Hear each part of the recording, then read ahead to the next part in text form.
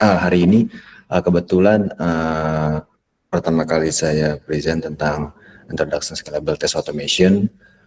Lebih hal yang udah saya pelajari dari kursus mungkin yang sebelumnya saya lihat, sebenarnya sama perjalanan saya menjalani tentang automation.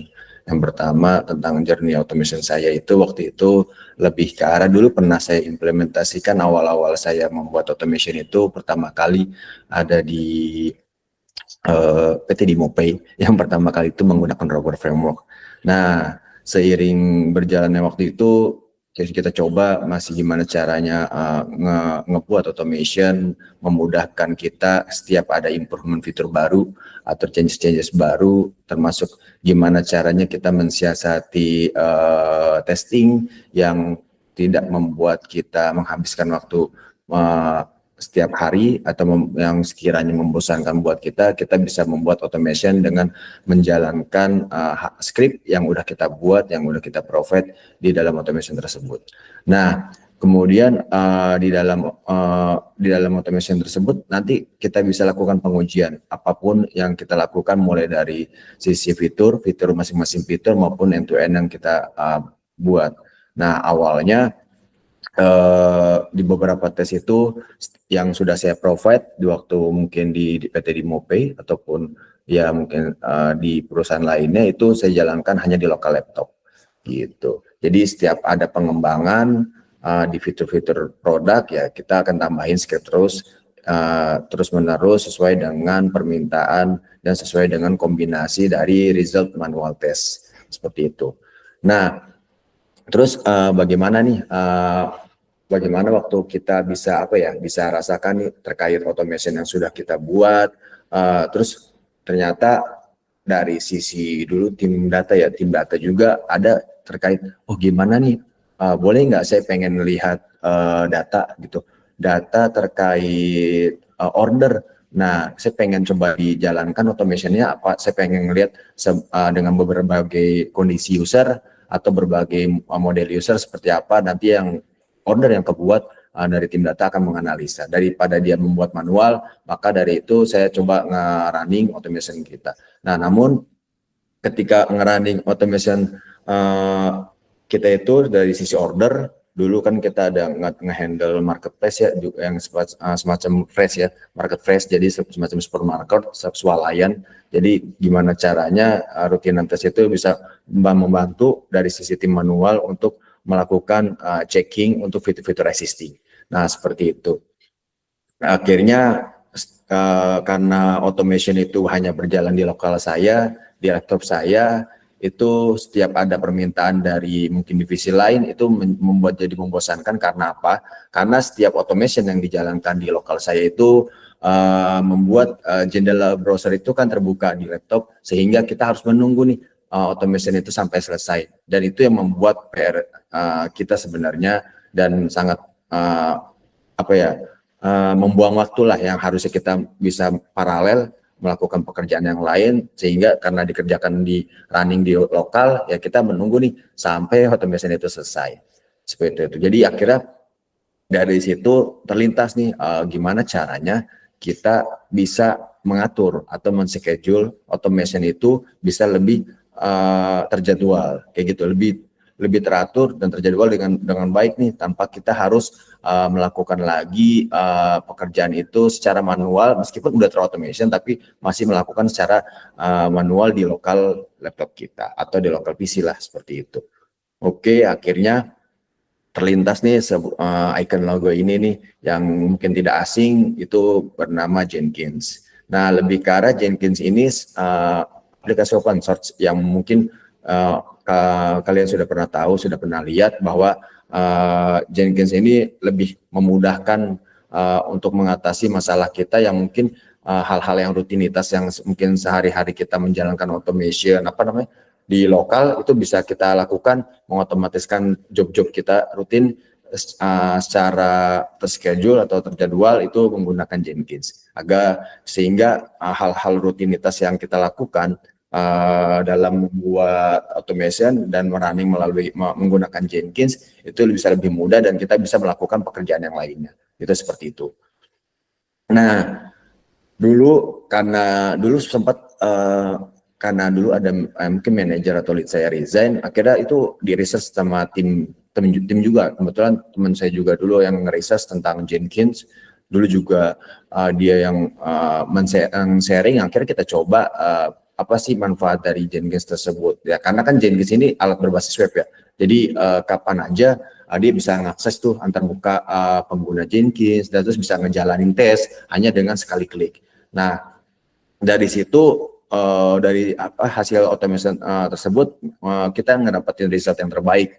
Nah, dari squad kita tuh dulu namanya ada fintech juga tuh di perusahaan lain juga kita ada namanya fintech dan ini memudahkan kita nih mengatur job-job kita juga automation kita juga. Akhirnya karena lebih banyak menambahkan script automation. Nah, namun seiringnya waktu tuh akhirnya mulai tuh ngadapin berbagai problem ya, berbagai masalah yang aneh dan berulang. Karena apa? Kan ketika mengalami berbagai masalah itu ya mungkin dari sisi environment pada saat di masing-masing mesin itu ya. Nah, itu akhirnya ya udah kita pelajari lagi nanti berikutnya. Karena kalau kita balik lagi, sebenarnya Jenkins itu juga memudahkan kita juga dan ternyata penggunaan Jenkins ini juga lebih mudah lebih mudah di customize ya, lebih mudah di customize dari sisi tampilan, terus juga memberikan pengalaman monitoring kayak yang lebih mendalam lah, dan terus juga dia punya plugin seperti kayak Blue Ocean.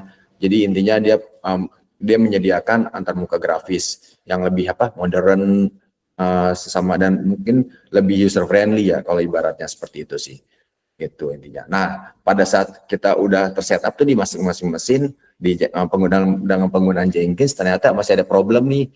Nah, di problem ini ternyata ada mesin-mesin yang ternyata ada fail. Fail ini bisa contoh menyebabkan terjadi karena apa? Nah, ternyata di beberapa mesin yang satu ini nih terjadi dikarenakan ada Chrome atau versi Firefox yang tidak terupdate. Ya mungkin ternyata atau Java juga ada beberapa yang menggunakan fitur terbaru dari Java yang untuk menulis script itu versi Javanya terupdate sehingga menyebabkan beberapa mesin yang ada di automation kita berjalan dengan baik dan ada juga yang gagal dikarenakan masalah versi. Akhirnya timbul tuh gimana cara timbul masalah baru itu dan menghabiskan waktu juga ya, gimana nih cara mengatasi infrastruktur atau problemnya seperti ini nih untuk agar ibaratnya dependensi itu bisa berjalan tanpa kita harus melakukan upgrade manual seperti itu. Nah, kira ketemulah nih yang namanya Docker. Sebenarnya Docker ini juga pernah saya pernah implementasikan juga sebenarnya sih, lebih ke arah dulu di kantor hijau ya. Nah, karena dulu ada teman juga yang saya balik lagi ke research tentang Jenkins terus Docker untuk pensupport automation kita. Ternyata di Docker ini juga dia cuman sama semacam kayak di Jenkins itu dia alat perangkat lunak juga, sebenarnya open source juga, tapi dia lebih bisa menyelesaikan semua masalah nih. Menyelesaikan semua masalah itu lebih ke arah dia itu intinya dia bisa menjalankan mengemas seluruh di environment-nya termasuk semua dependensi itu seperti versi browser, terus Java sama alat lainnya itu bisa langsung terupgrade sesuai dengan kebutuhan yang kita inginkan gitu. Jadi tanpa harus kita kalau di masing-masing mesin yang udah terinstall Jenkins tanpa Docker, kita harus menyesuaikan lagi nih mesin yang kita butuhkan di Chrome ini versi 8 titik berapa. Ternyata dia support udah 8.3 misalkan. Di mesin ini nggak support di 8 titik sekian dan sebagainya karena ada upgrade. Berarti kita harus melakukan manual. Nah, bagaimana caranya kita ngelakukan ini semua? Nah, makanya ketemulah yang namanya Docker ini yang untuk memudahkan kita gimana caranya penggunaan Docker ini dapat lebih mengefisiensikan lagi dan bisa mengatur semua dependensi hal-hal yang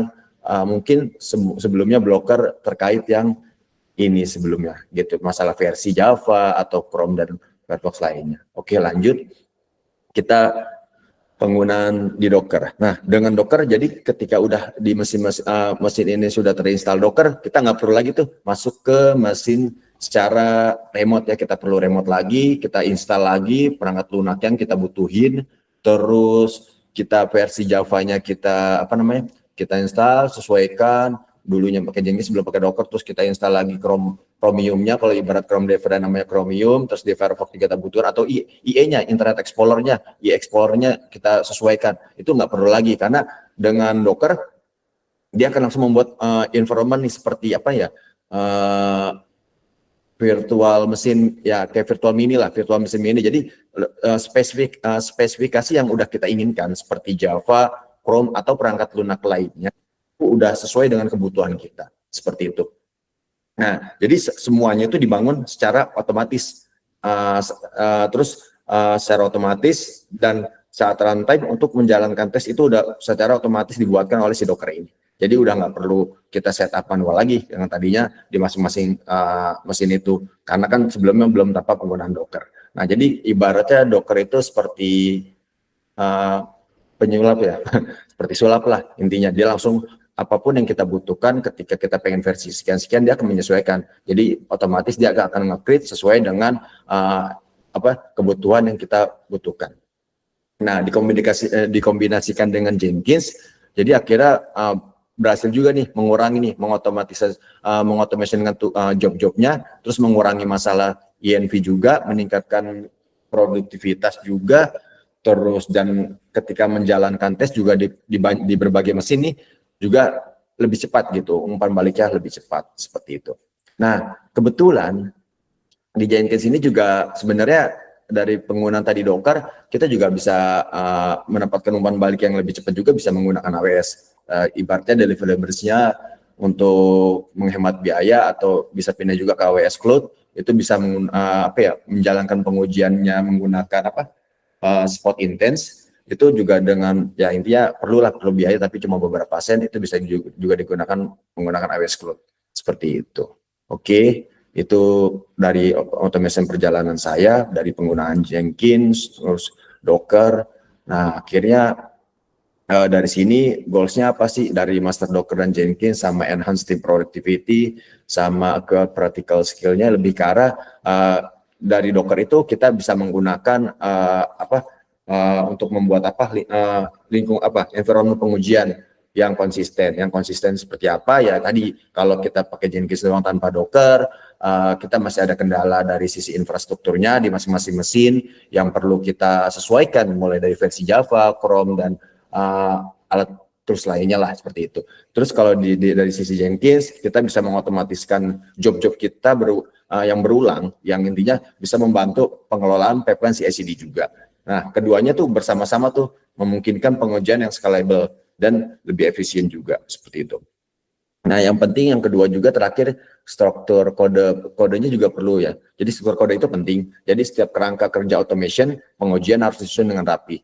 Nah, terus ketika memastikan pengujian, yang intinya pengujian automation harus mudah di-maintain dan mudah dipahami.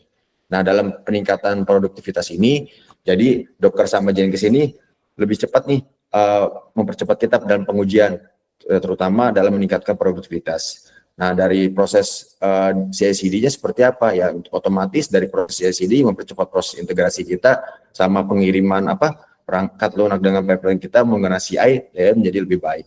Nah, jadi pengalaman praktis kita apa nih? Dari pengalaman praktis kita, jadi proses dimulai dari awal sampai menulisnya banyak kode yang script, ibaratnya Gherkin BDD bentuk BDD kita, dan memberikan pengalaman langsung yang berharga. Intinya lebih banyak dan lebih cepat, setidaknya kita bisa konsisten dalam penggunaan Docker dan Jenkins juga. Seperti itu sih dari kita. Oke, lanjut. Dari workflow yang tadi kita sudah jelaskan bahwa adalah tujuan akhirnya kita mampu membuat kerangka kerja automation pengujian yang modular intinya, terus dan mudah di-maintain. Yang pertama yang tadi sebelumnya saya sebutkan, terus ketika kita push kerangka kerja tersebut di GitLab atau repository lebih mudah, terus lebih mudah direview sama atasan dan sebagainya. Terus jangan lupa struktur kode itu harus yang mudah dipahami dan di-maintain oleh masing-masing tim. Nah, kemudian dalam penggunaan Jenkins dan Docker serta tim yang bekerja juga harus bisa memberikan script automation dalam pengujian secara mandiri, terus melalui antarmuka penggunaan Jenkins seperti itu. Jadi akhirnya dari pertemuan workflow ini intinya setiap penggunaan GitLab itu bisa bekerja sebagai repository kita, dan terus dari Jenkins itu bisa membantu job-job kita yang mungkin tadinya kita lakukan secara manual, itu kita bisa handle juga menggunakan Jenkins. Mungkin masalah infrastruktur yang tadinya tidak kita pakai Docker, lebih ke arah ketika kita mengenal Docker, oh ternyata ini bisa membantu kita menyelesaikan masalah infrastruktur kita, yang di mana mesin-mesin ini perlu nih upgrade yang tadi saya sebutkan, bahwa oh ternyata versi Chrome-nya nggak sesuai dan sebagainya, itu udah otomatis Docker langsung ngebuat dan sesuai dengan environment yang kita butuhkan. Itu saja.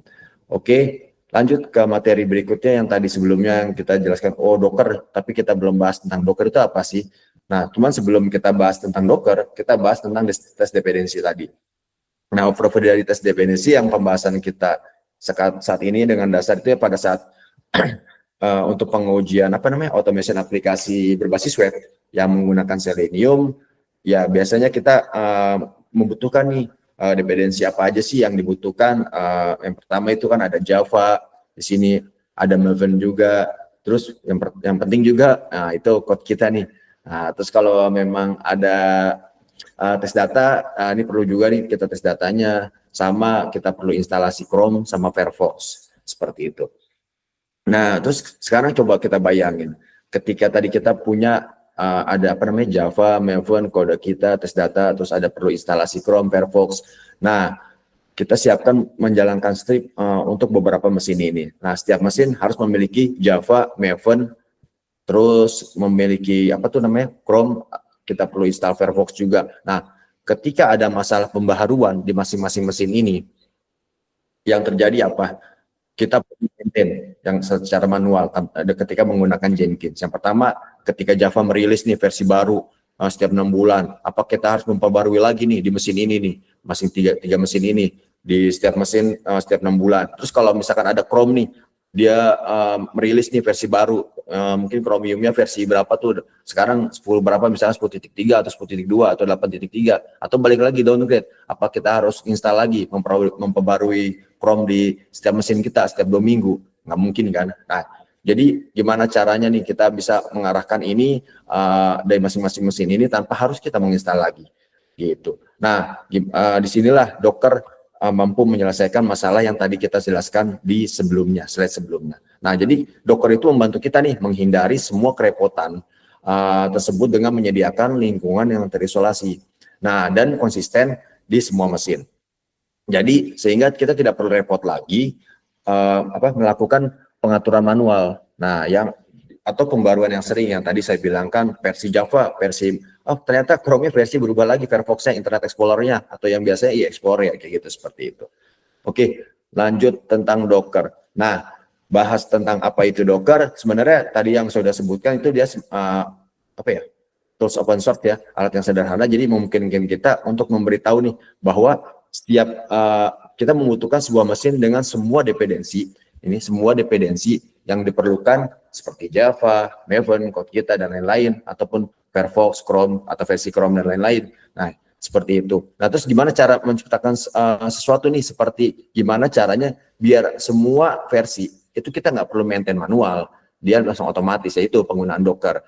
Jadi Docker itu menciptakan sesuatu nih, seperti mesin yang tadi saya bilang, virtual machine mini, intinya yang kita sebut biasanya namanya tuh kontainer. Nah, yang semacam komputer mini virtual yang berjalan di dalam mesin. Nah, terus kontainer ini biasanya tuh ketika kita set nih, dia langsung berisi semua dependensi yang kita udah tentukan nih, yang ada di dalam sini nih, seperti Java, Maven, code kita, ada tes data kita, ada Chrome, versi Chrome berapa, 10.3 atau dan sebagainya, Java versi berapa nih, Java versi mungkin bukan 8 kali ya, bisa mungkin udah berapa sekarang, 21.0 atau apalah seperti itu. Nah, jadi ketika udah itu semua udah tersisa tuh, udah ada di kontainer tersebut. Nah, jadi tinggal kita bisa menggunakan kontainer itu untuk menjalankan pengujian automation kita. Nah, jadi di keuntungan Docker ini apa sih? Nah, jadi kalau keuntungan Docker ini kita nggak perlu nih pengaturan ulang manual di setiap mesin. Jadi kalau misalkan yang tadi saya bilang kalau kita tanpa Docker, Jenkins doang, itu kan perlu pengaturan manual. Yang tadi dari sisi versi ya. Nah, jadi ini kita nggak perlu lagi nih Nah, jadi di setiap satu mesin satu persatu hanya dengan Docker itu sudah cukup kayak gitu. Terus yang kedua, kita mudah bagiin ke tim nih. Jadi kontainer yang kita buat nih dengan Docker itu dapat dengan mudah dibagiin ke rekan kerja. Jadi mereka hanya perlu ngerunning aja di mesin mereka, harus melakukan yang harus langsung dilakukan running tanpa melakukan penambahan dari sisi versi. Jadi nggak perlu tuh upgrade lagi dari sisi browser, terus sama versi Java-nya kayak gitu sih. Tapi ada keunikan Dockernya juga nih. Nah, keunikan Docker itu apa sih? Dia lebih efisien sama praktis sih, lebih ke arah itu aja sih. Terus juga ngemudahin tim aja untuk ngerjain di environment yang sama tanpa khawatir ada perbedaan config. Nah, perbedaan config atau versi software antar mesin nggak mungkin itu terjadi karena keunikan Docker itu lebih efisien dan praktis saja seperti itu. Oke, kita lanjut ke Docker. Terus bagaimana nih Docker ini bekerja di mesin?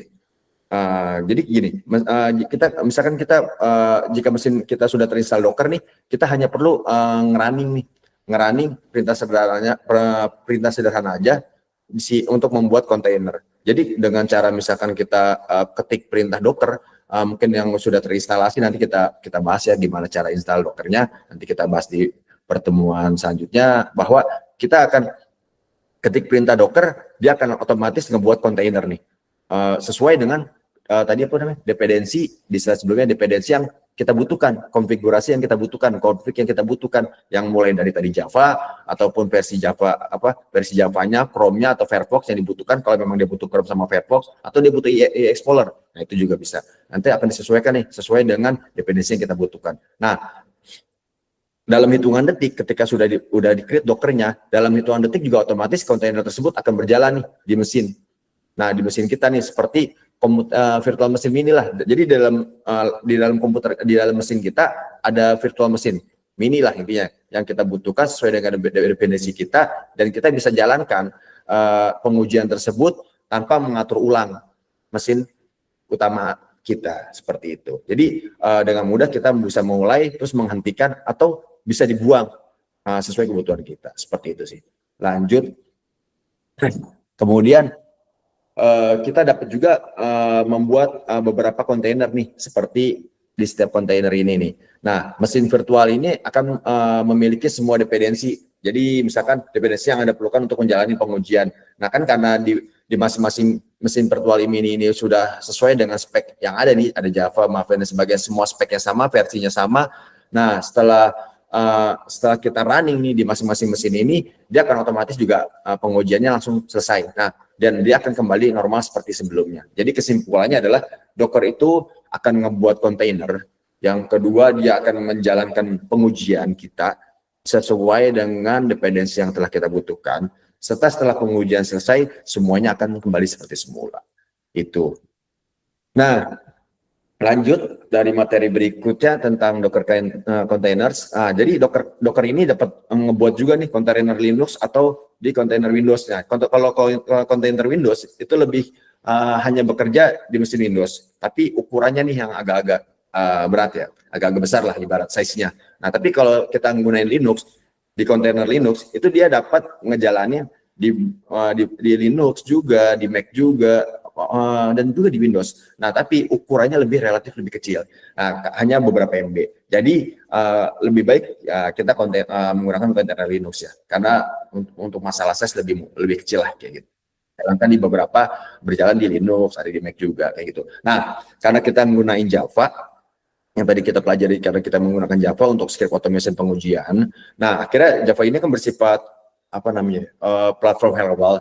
Kita dapat menggunakan kontainer Linux. Jadi sebagian besar orang menggunakan kontainer Linux itu untuk bukan kontainer Windows karena dalam hal ini lebih produksi aja sih, lebih produktif lah penggunaan kontainer Linux. Jadi intinya seperti itu. Oke, lanjut dari installing Docker. Nah, yang tadi yang sebelumnya kan kita lanjut tentang pengertian apa itu Docker sudah selesai. Sekarang installing Docker. Gimana sih cara installing Dockernya? Nah, dari installing Docker ini kita akan masuk ke halaman Docker. Tapi untuk materi selanjutnya kita akan bahas di chapter berikutnya. Itu saja sih dari saya. Thank you sudah menonton video ini. Assalamualaikum warahmatullahi wabarakatuh. Selamat pagi semua.